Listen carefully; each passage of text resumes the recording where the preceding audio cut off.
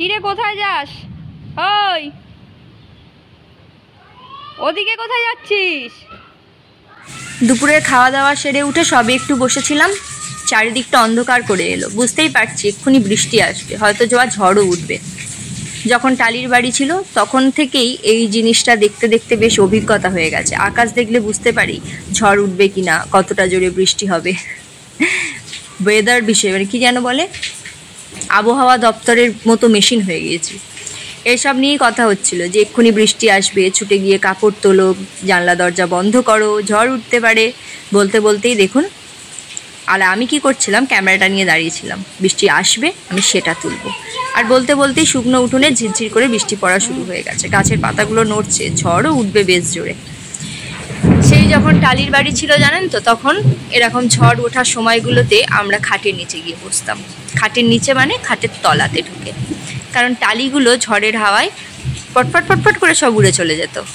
গাছের ডাল ভেঙে যখন টালির চালে পড়তো, তখন টালিগুলো ভেঙে ভিতরে ঢুকে যাচ্ত।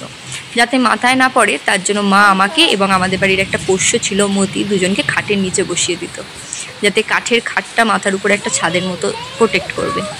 আর তারপরে সেই ভাঙা টালির ফাঁক থেকে জল ঢুকে ঘর চারিদিকে থই থই জল, বিছানা কাঁথা ভিজে একাকার। তারপর ধীরে ধীরে সময় ফিরল, বাড়ি পরিবর্তন হলো, টালি খুলে অ্যালবেস্টার হলো। এই রকম, এটাকে বলি আমরা অ্যালবেস্টার। আর এই পাখিটাকে দেখুন, এই ঘরটায় কেউ বাস করে না, এখানে ঢুকে বসে আছে।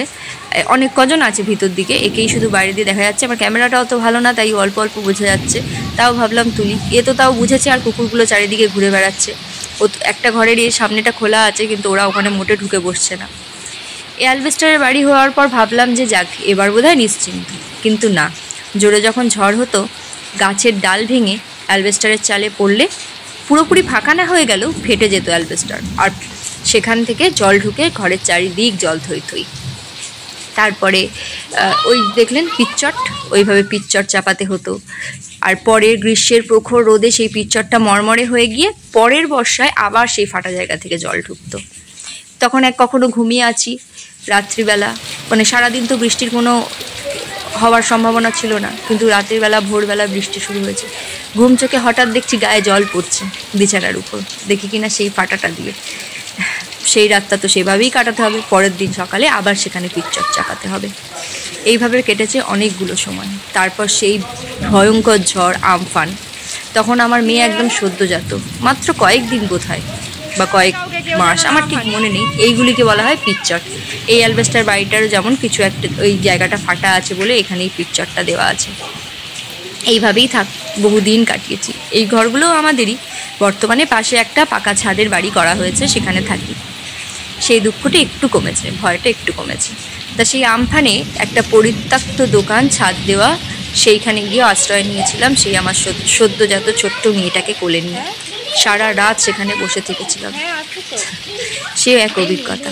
তাই জন্য মনে প্রাণে এটা চাই সব সময়, প্রতিটা মানুষের মাথার উপর যেন একটা শক্ত ছাদ হয়, সেখান থেকে যেন বৃষ্টির জল না ঘরের ভিতরে ঢোকে, ঝড়ের উপর চালে যাই পড়ুক তার যেন কোনো ক্ষতি না হয়।